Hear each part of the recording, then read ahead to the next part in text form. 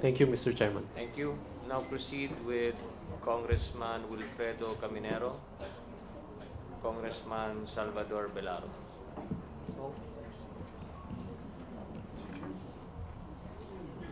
A pleasant afternoon to our distinguished panel of resource speakers, my colleagues in Congress.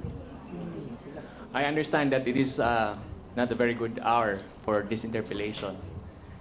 And just to break the ice, I kindly allow this representation to cite the beautiful quote by my comrade, the party's black, Congressman Ron Salo, about the quotation on Einstein. He said that if you keep on repeating the same things and expecting the same results, different results, that would be insanity. Now, one of my staff just texted me as to the question that what would be the strategy, and he said that the strategy is to open more mental hospitals.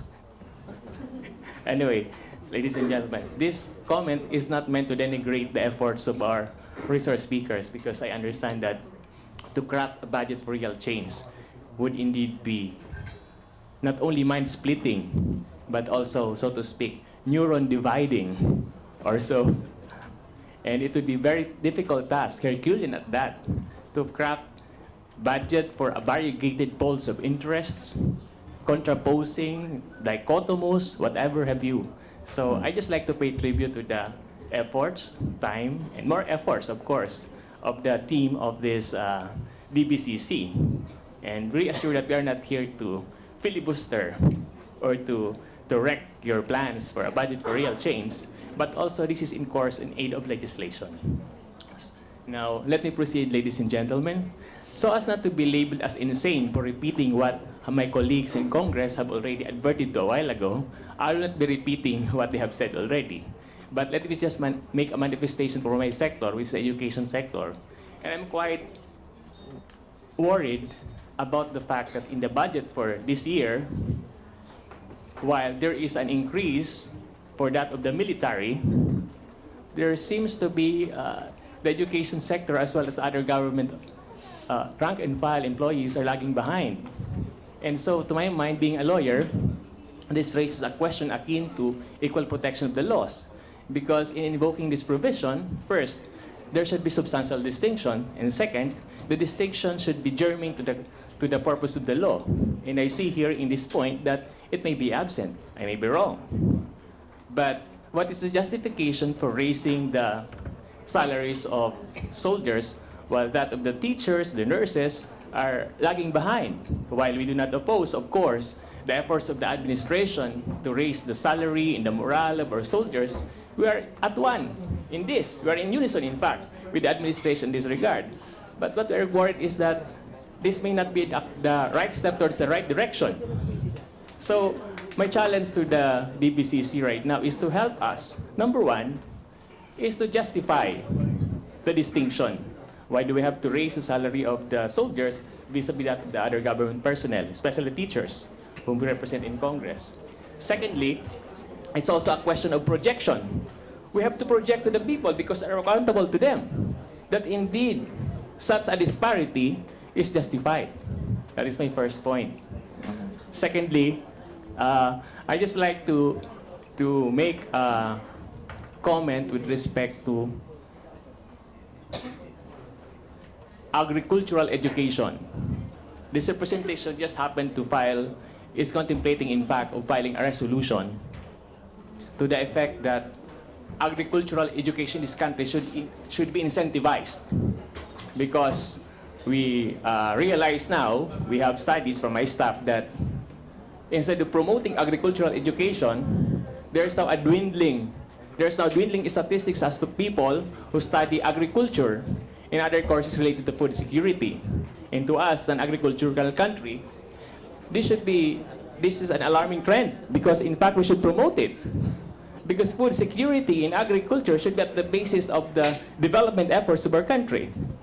And I cannot see it, pardon me, in the budget if there is an effort there to place. In fact, I noted that the budget for agriculture is very much diminished for this year. So we might be going to the wrong direction because instead of investing in human capital for the development of agriculture in this country, we are suppressing it. By analogy, in layman's language, after have killed all the drug addicts, after have killed all the insurgents, so what? We go to the basics. Where is the food? Where is the people? Where is the talent? Who will man this economy? Of course, we're not saying that we're against the efforts of the administration to curb drugs. We are all in unison with this. But first of all, there should be forward linkages. It should be a more holistic approach to the budget.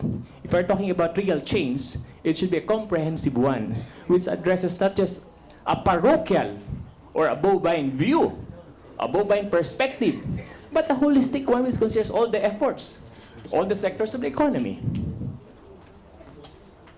Thirdly, and I really hope that our distinguished panelists and rest of speakers from the DBM, the DOF, and NEDA would take into consideration these statistics. And this representation, you're very much interested to look at it during the budget hearings.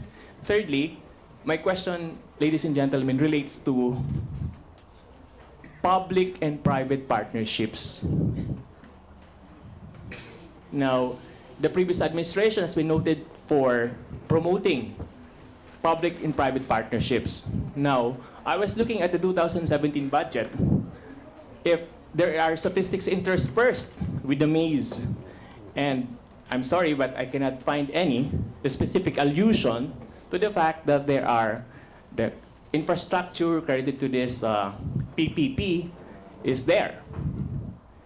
So perhaps this is an aid for assistance from the members of the DBCC to help aid this representation to collate statistics as to what portion or which parts of the budget contain data on this PPP.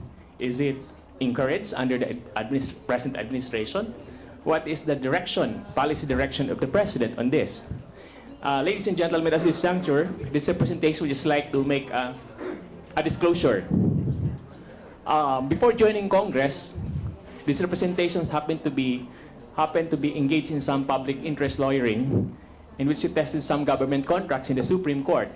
And one of them is still pending in my duty as Dean of the Law School, where I used to be Dean. We tested this several government contracts, and we filed a case now pending in the Supreme Court.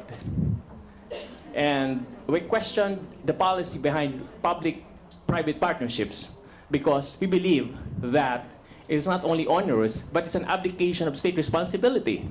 Because these state utilities should be the primary duty of the government. And we are one with the Duterte administration in curbing corruption, because in many of these contracts, these are sources of corruption. Secondly, I would like to inform the good gentleman that you've exceeded your time allotted. just to wrap up, Your Honor. Just to wrap up. The question, Your Honor, is basically on the data on the PPP and the 2017 budget. But on the PPP, we're just interested on the data on the 2017 budget. That'll be all, ladies and gentlemen. Thank you. Would you care to respond? That could follow later, a distinguished panel of resource speakers. That could follow during the budget hearings. Thank you. Okay, so you just furnish the committee with the